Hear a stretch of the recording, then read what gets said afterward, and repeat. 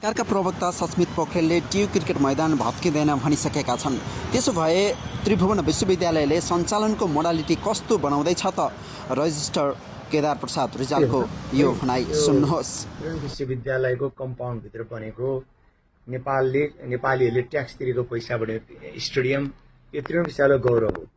यो भत्काउने भन्ने कुरा यो संरचनालाई अब अझ म्यानेज गर्नुपर्ने संरचनाको संरक्षण गर्ने त्रिभुवन विश्वविद्यालयको दायित्व हो। अलि सोसियल मिडियामा आएको कुरा चाहिँ त्यति सत्य होइन, किनभने हामीले यो खाली गर्नको लागि हाम्रा अरू जग्गामा भएका विवाद जस्तै यसलाई पनि हामीले पत्र काटिसके अफिसियली। अहिले क्यानसँगको हाम्रो भएको सम्झौता यो महिनाको अन्त्यमा सकिँदैछ।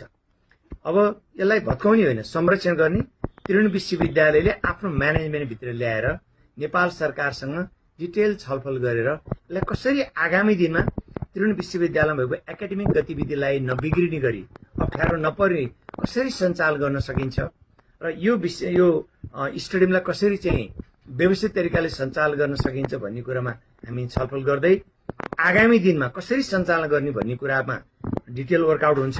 त्यसमा त्रिभुवन विश्वविद्यालय पदाधिकारी नेपाल सरकारसँग बसेर हामी छलफल गर्छौँ। त्यस्तै पनि खेलकुदका विज्ञहरूलाई पनि हामी निम्त्याउँछौँ। तर भत्काउने भन्ने कुरो बनेको संरचना कोही भत्काउँछौँ, त्यो त हाम्रो भर्खर बनेको छ। तर हामी के कुरामा क्लियर छ भने यसको सेकेन्ड फेज प्रोजेक्ट बन्न सक्दैन, किन यसले ठुलो इम्प्याक्ट पर्छ त्रिभुवन विश्वविद्यालयको पठन पाठनमा र त्रिभुवन केन्द्रीय कार्यालयमा।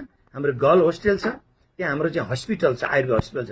यी कुरालाई हेरेर अहिले भइरहेको संरचनालाई दिगो रूपमा व्यवस्थित तरिकाले कसरी सञ्चालन गर्ने भन्नेमा चाहिँ एउटा गाइडलाइन बनाइन्छ, एउटा चाहिँ डकुमेन्ट बनाएर त्यसलाई कसरी अपरेसनमा जाने भन्ने छलफल गर्छौँ। त्यस कारणले यो अहिले जुन सोसियल मिडियामा आएको भत्काउने अथवा चाहिँ सरकार र विश्वविद्यालय बिचमा जुन फाटो ल्याउने जुन केही सोचहरू देखिन्छ त्यो चाहिँ कम्प्लिट रङ कुरा हो।